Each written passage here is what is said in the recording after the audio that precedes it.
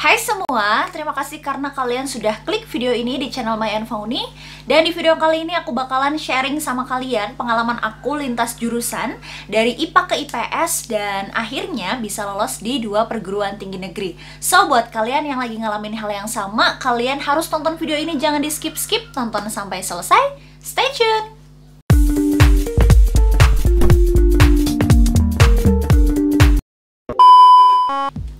Sebelumnya aku pengen ngelurusin dulu sama kalian bahwa video yang aku buat ini bukan bermaksud aku pengen ngajakin kalian untuk lintas jurusan dari jurusan yang sudah kalian ikuti saat ini, atau malah menganggap remeh gitu ya salah satu jurusan aja, nggak sama sekali.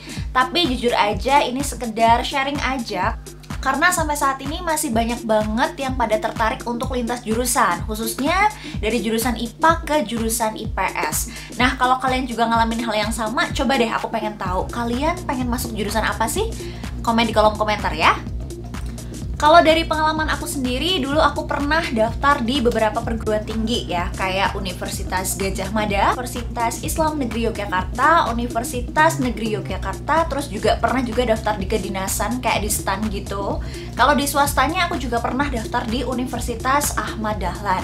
Dan sampai akhirnya dengan perjuangan yang begitu panjang gitu ya, akhirnya aku bisa diterima di 2 perguruan tinggi negeri, di Universitas Negeri Yogyakarta dan Universitas Islam Negeri. Kalau dihitung-hitung nih ya, kalau dihitung-hitung tuh sekitar ada 5 atau 6 kali aku ikut seleksi perguruan tinggi. Ya pokoknya berkali-kali jatuh, tapi harus bangun lagi, jatuh harus bangun lagi, sedih harus bangun lagi, kayak gitu terus. Karena sebenarnya kalau kita memutuskan untuk lintas jurusan, kita punya tantangan tersendiri gitu loh. Kita harus punya keberanian tersendiri untuk bisa belajar dengan waktu yang sangat singkat. Kalau di anak-anak IPS kan mereka belajarnya ditempuh dalam waktu 3 tahun kan. Tapi kalau kita hanya dalam waktu 1 sampai 1,5 bulan aja kita punya waktu untuk ikut seleksi di perguruan tinggi. So, buat teman-teman yang pengen lintas jurusan, jangan berkecil hati karena kalau aku bisa, kalian juga bisa. Langsung aja kita ke tips yang pertama. Tips pertama ini yang harus banget aku sampaikan sama kalian adalah kalian harus benar-benar punya tekad yang kuat gitu. Harus benar-benar membulatkan tekad dulu. Kenapa sih kalian milih lintas jurusan? Kenapa nggak di jurusan kalian aja gitu yang udah jelas-jelas kalian belajar di bidang itu? Kalian juga perlu banget tanya sama diri sendiri, sebenarnya apa yang bikin kalian jadi pengen lintas jurusan? Misalnya nih, bisa juga kan karena temen gitu. Banyak teman-teman kalian yang pengen lintas jurusan, terus akhirnya ya udahlah ikutan aja gitu kan. Terus atau juga dari orang tua, misalnya orang tua pengen kalian itu masuk jurusan X gitu misalnya. Sedangkan kalian sendirinya nggak mau, itu juga bisa jadi faktor. Atau memang kalian sendiri punya tujuan, punya cita-cita yang pengen kalian raih, dan salah satu caranya melewati lintas jurusan itu. Sama penting juga untuk bisa memikirkan jangka panjang dari apa yang akan kalian ambil. Jangan cuma mikir kesenangan sekarang aja, tapi coba deh kalian pikirin lagi 1 tahun berikutnya, 2, 3 tahun, 4 tahun berikutnya gitu ya. Gimana kira-kira ketika nanti kalian belajar di situ. Istilahnya tuh biar nggak kayak salah jurusan gitu loh guys.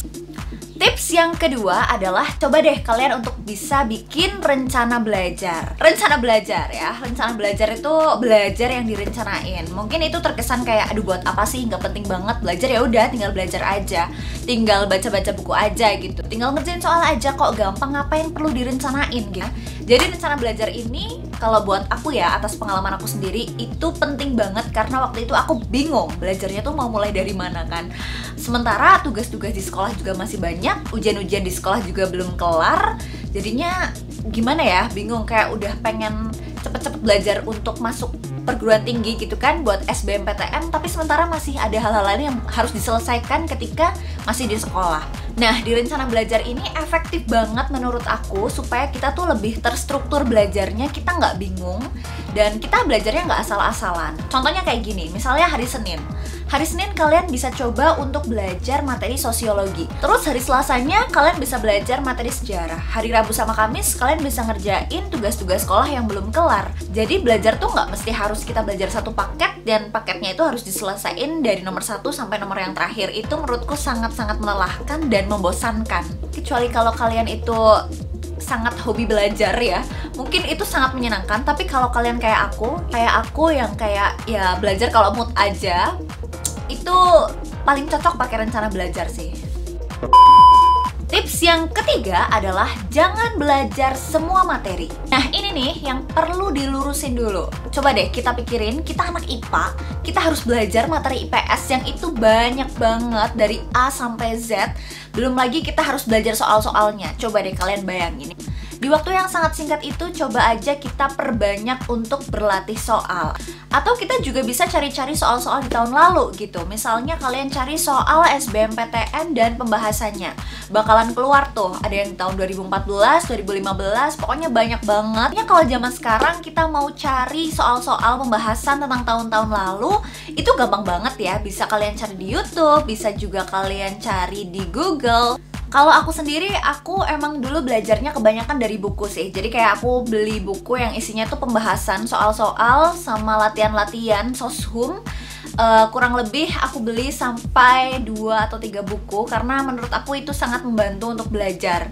Selain itu aku juga pernah beli beberapa latihan soal yang dijual di pinggir-pinggir jalan pas waktu aku mau masuk universitas gitu loh. Jadi kayak misalnya waktu itu di UGM itu banyak banget pedagang-pedagang yang pada jualan soal-soal masuk UGM tapi tahun-tahun lalu gitu loh. Jadi kayak mereka dapat ngumpul-ngumpulin dari tahun-tahun sebelumnya. Kalau nggak salah waktu itu ketika aku ikut ujian seleksi mandiri ya. Jadi emang udah tahap-tahap akhir banget. Tapi kalau kalian udah banyak latihan soal, udah banyak beli buku, udah banyak googling gitu ya, jangan terlalu berharap kalau soal-soal itu bakalan keluar di ujian. Nah dari kita tuh kayak gitu, berharapnya terlalu lebih gitu ya. Jadinya nanti tidak sesuai dengan ekspektasi. Namanya juga latihan, ya berarti cuma buat latihan aja. Karena kan itu sifatnya rahasia ya. Kita nggak bisa nebak itu yang bakalan keluar yang mana, tapi kita bisa mengusahakan. Jadi bisa dibilang kita tuh di sini kayak berpacu dengan waktu gitu. Kita cepet-cepetan, tapi kita juga belajar. Jadi nanti ketika waktunya tiba, kita sudah siap dan kita sudah punya bekal untuk bisa mengikuti ujian dengan baik. Dan yang tips keempat adalah cobalah untuk kalian mencari teman seperjuangan. Wait, keren banget ya, teman seperjuangan tuh maksudnya kayak gimana sih? Ya, teman yang sama-sama untuk pengen lintas jurusan juga. Misalnya nih, kalian punya teman di sekolah atau kalian punya teman di bimbingan belajar, itu juga bagus banget karena belajarnya bakalan lebih intens dan biasanya mereka tuh punya ambisius yang sangat tinggi sampai masuk bimbel gitu kan.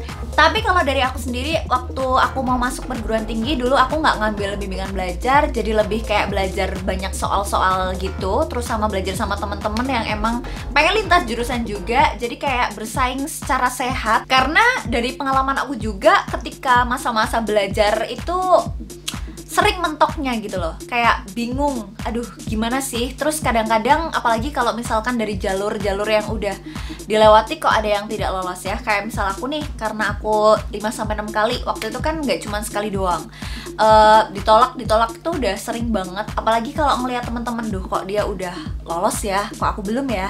Terus kayak gimana dong, ini kayaknya pasrah aja deh, udahlah mau kuliah ya syukur, enggak ya udahlah mau kayak gimana lagi. Nah kayak gitu tuh yang bahaya banget. Makanya kita butuh teman seperjuangan supaya bisa saling memotivasi, saling ayo semangat lagi, kita pasti bisa kok, kayak gitu. Nah makanya penting banget bagi kita untuk memanage stresnya kita, biar kita tuh nggak stres atau yang lebih parahnya lagi kita bisa sakit gitu kan. Sayang banget ya udah belajar mati-matian pas hari hanya malahan sakit.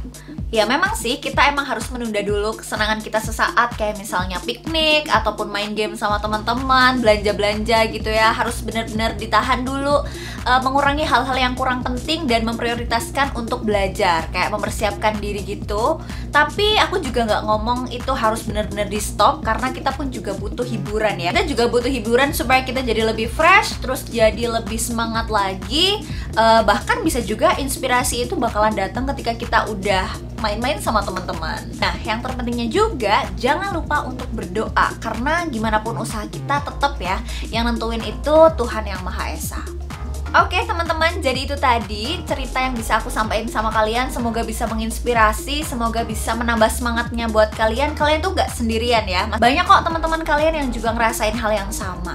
Dan kalau kalian ngerasa video ini punya manfaat, jangan lupa untuk like, comment, dan juga subscribe, serta aktifkan lonceng notifikasi supaya kalian bisa dapetin video-video terbaru dari aku. See you!